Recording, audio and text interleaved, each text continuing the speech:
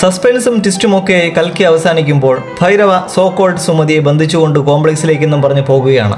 അതും please note താൻ കർണന്റെ പുനർജന്മം എന്നറിയാതെ. ഇതേ സമയം കോംപ്ലക്സിൽ സുപ്രീം യാഷ്കിൻ ശക്തനായി കഴിഞ്ഞിരിക്കുന്നു. പവർഫുള്ളായ ബ്രഹ്മാസ്ത്രം തൻ്റെ കൈകളിലാക്കി. എന്നാൽ സുപ്രീം യാഷ്കിൻ കലിയോ മെയിൻ വില്ലനോ ഒന്നുമായിരിക്കില്ല, മറിച്ച് വില്ലൻ്റെ ഒരു മീഡിയം മാത്രമാണ്. നമ്മൾക്ക് ഇനിയും കാണാനുള്ള അവസരം ഉണ്ടാകുന്നുണ്ട് ഇതുപോലുള്ള പല പല യാഷ്കിൻസിനെ.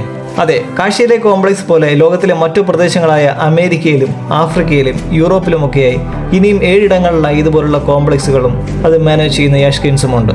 ഇനി നായകവശത്ത് വരുമ്പോൾ ഭൈരവ കേവലം ഒരു ബൗണ്ടി ഹണ്ടർ എന്നതിലുപരി ഉള്ളിൽ മറ്റെന്തോ ആണെന്നറിയാനുള്ള വഴി കക്ഷിയുടെ 3ാം കണ്ണായ ബുജിയാണ്. എപ്പോഴും ലൈവായി വീക്ഷിച്ചുകൊണ്ടിരിക്കുന്ന ബുജി തീർച്ചയായും ഭൈരവയ്ക്കുള്ളിലെ കർണൻ അൺലോക്കായ മൊമെന്റ് റെക്കോർഡ് ചെയ്തിരിക്കണം. ഇത് കണ്ട് കൺഫ്യൂസ്ഡായി ഭൈരവ കോംപ്ലക്സിലേക്കുള്ള വഴി മാറ്റി നോട്ട് ട്രാക്കിംഗ് ആൻഡ് നരഭോജികളായ നോമെൻസുമുള്ള ഫ്ലെക്സ് ലാൻഡിലേക്ക് താവളമടിക്കാൻ സാധ്യതയുണ്ട്. ഇതെല്ലാം ജസ്റ്റ് ചാൻസ് ആണ്.